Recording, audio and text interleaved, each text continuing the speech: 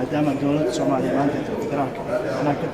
siyaasadda ka jirto dhibaato ama problem sida media wax walba kala socda wasiirro ka mid wasiirada qaar ay kala safteen qaar ay dhananaha qaar ka mid madaxda siyaasiyiin ka wasiir ahaan adiga maxaad ka qabatay arrintaas si wada jira ayaa wasiirada arrintan uga shireen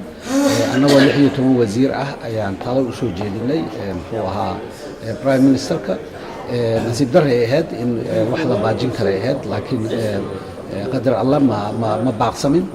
mar haddaysan baaqsamin waxaa habooneed oo wanaagsan in la isqabsado oo la isla taliyo talo wixii nala gudboonaa sidaa ka warqabtaan bahda miidiyaha ka warqabaan taladeena waa gaarsiinay taladan gaarsiinay waxay ahayd mar prime ministerku hadduu dhumiyey kalsoonida madaxweynaha oo taas aad u caddahay haddana uu dhumiyey kalsoonida baarlamaanka oo 140 xildhibaan ay muxuu ahaa mooshin ka geeyeen runtii waxaan noo caddaatay haddaan wasiiradaasnahay inay adag tahay in sidii hore wax walba caadi ku soo noqdaan markaa waxaan u soo jeedinay prime ministerka in uu mataqaanaa hawshii asugu u fududeeyo dhinaciisa culayska laga qaado ummadda Soomaaliyeed si howluhu kala socdaan markaas uu istiqaalihiisa iska geeyo mar haddii aysan marnaba aysan la dayactiri karin xiriirkii hore u jiray taasoo kama wanaagsaneyn macnaha dhexdhexaad u dhaco macnaha si maadaama natiijo fiican ee Soomaaliya ka socoto oo dadka moral fiican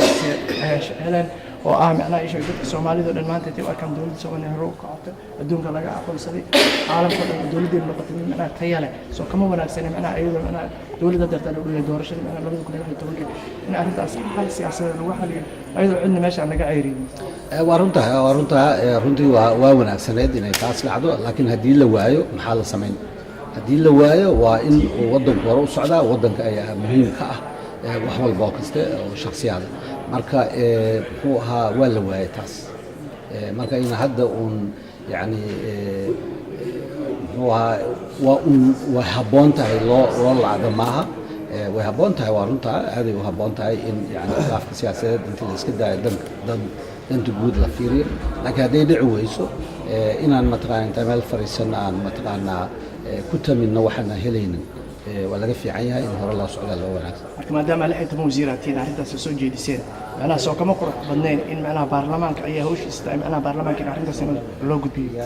dabcan baarlamaanka hawsha waa hortaala 140 xildhibaan ayaa baarlamaanka horgeeyey baarlamaanka way hortaala nasiib darro waxaa dhacday marka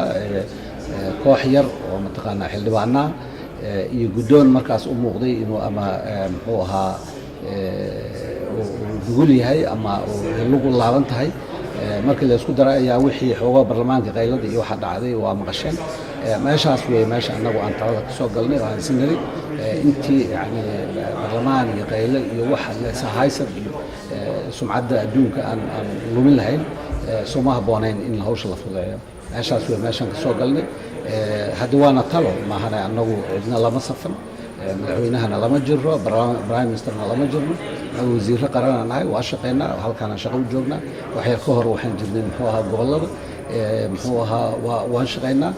cidna lama safnin marka xarafka safnaashada runtii nama qabto laakiin haddana waxaan aragnaa in aan la silcin inay habboon tahay midda kale su-aasheeda ugu dambaysa waxay tahay saan la socono macnaha Somaliland ka soo qaybgashay shirka Somaliland shirkan kama soo qayb gelin muxuu ahaa waa go'aan siyaasi gaareen way laakiin shirku waa u furaa muxuu ahaa waa lagu marti qaaday muxuu ahaa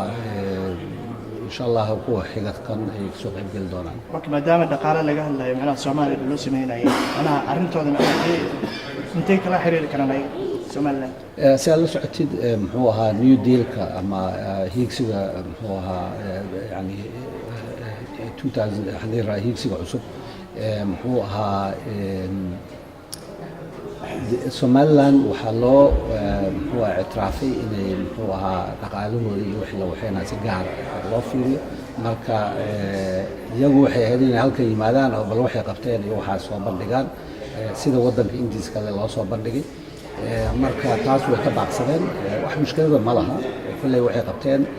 iyo sidii u qabteen iyo wixii dhaqaalaha waa wax la socdo wax mushkilada ma laha insha Allah muxuu ahaa hadii 6 bil kadib ayaa dib la iskugu imaan doona markaasaan rajaynaynaa inay mataqaanaa kusoo biiraan faamiliga su-aasha ugu dambaysa macnaha hadda waxaan u soconaa gobolka banaadir aniga 2 bilood ku raacay magaalada muqdisho waxaa aad iyo aad isbedel ah in macnaha ay sheegay amnigii iyo macnaha shaqadii dowladda ay dib u soo noqonayso oo macnaha ay sheegay maalin sii yaraanayso qaasatan waqtiga hadda laga dhigay macnaha wasiirka bal haddii dowladdan sidee kulay noqoto allahu aclam ilaah baa ogsoon macnaha waxa positive iyo negative ay leeyihiin haddii dowladdan macnaha ay sii socon weyso maxaad mustaqbalka rajaynaysaa adiga aniga shakhsiyan waxaan muxuu ahaa u shaqeeyaa qaranka wasiir qaran ahay mas-uuliyiinta sare haddii u arkaan inaan ahmiyad u leeyahay waxqabadka ka socda waddanka weli waxaan qabaa dareen inaan shaqeeyo aan rabo haddii iyagu arkaan in dad igaga habboon ee shaqada jirtana wax mushkilada ma laha qofkaas igaga habboona shaqada qaban doona sacad wasiir waa mahadsan tahay adaa mudan waa mahadsantahay